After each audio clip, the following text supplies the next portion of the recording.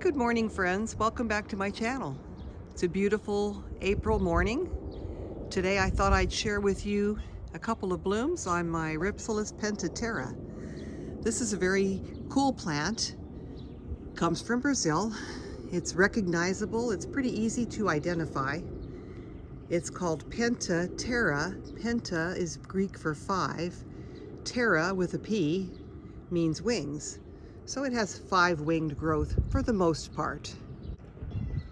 So if you were to cut through this stem, you'd see like a star shape. That's the shape of the stems. While this plant can be readily found in cultivation, it's pretty easy to grow. It's no longer found in nature that they have seen recently. About 100 years ago, yes, they did find it in nature, but not anymore. So if you've got this plant, you have a rare treasure. It grows at low elevations in Brazil, and it was thought to also maybe extend down to Paraguay. But as I said, I don't think they're finding it in nature anymore. So we're saving a species from extinction. Since it grows at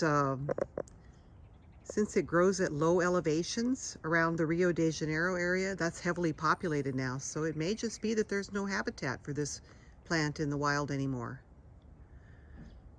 Now, in my case, I have found this plant to be particularly sensitive to the cold. So I've been bringing it indoors during the winter nights. When it's out in the very cold weather, where it's down like 35, 40 degrees, it'll get corking like this. So I didn't want to risk losing the plant.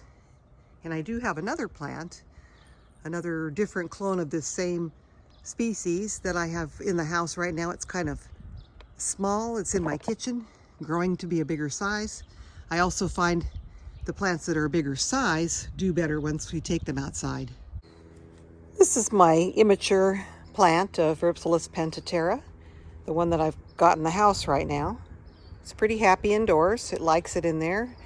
Since it's April, spring is here, I'll probably be moving it outside pretty soon.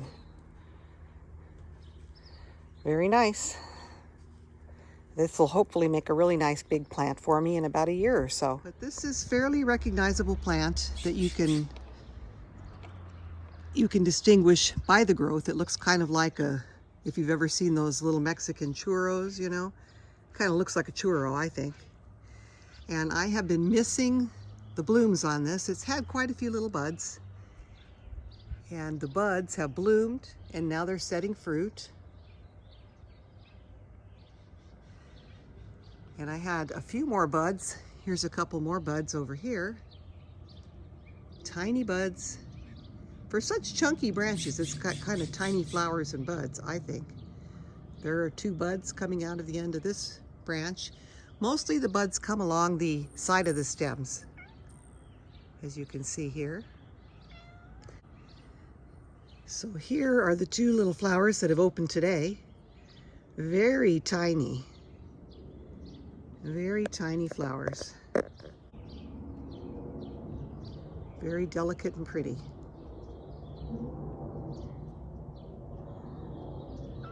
So that's our quick look at Rhipsalis pentaptera. 5 wings. Here's another fairly new growth branch here. As it gets newer branches, the newer branches tend to be larger and bigger. So the plant has a little more energy to force nice big new growth. These are some of the older branches, or stem segments, and they are a little bit smaller in diameter. And given my experience with this plant, that I live in a pretty temperate area, but it does get pretty cold here, down to below freezing a few nights a year. And I have found this plant does not tolerate the below freezing temperature or near to freezing temperature at all.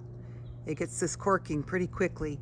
And I think that may be related to the fact that in nature, when it did grow in the wild, it grew at rather low elevations.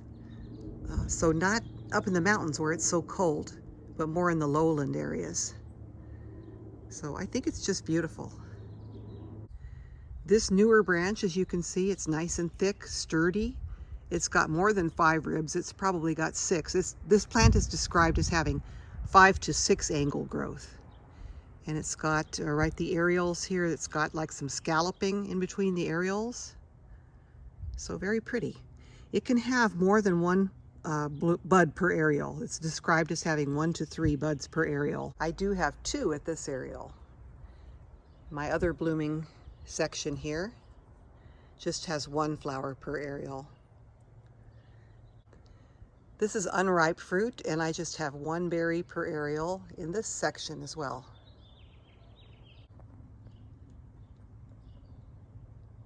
And the fruit is sort of greenish. It does have a little bit of a pinkish tint to it. It's a really beautiful plant, and I think it's worth saving from extinction. The only way we can save this plant from extinction is to grow it in our collections.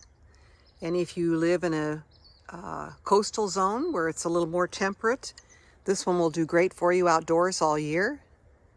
And if you live a little more inland where it's got more extremes in temperature, you can grow it outdoors in the summertime, spring, summer, fall, and just bring it indoors when it gets a little nippy at night.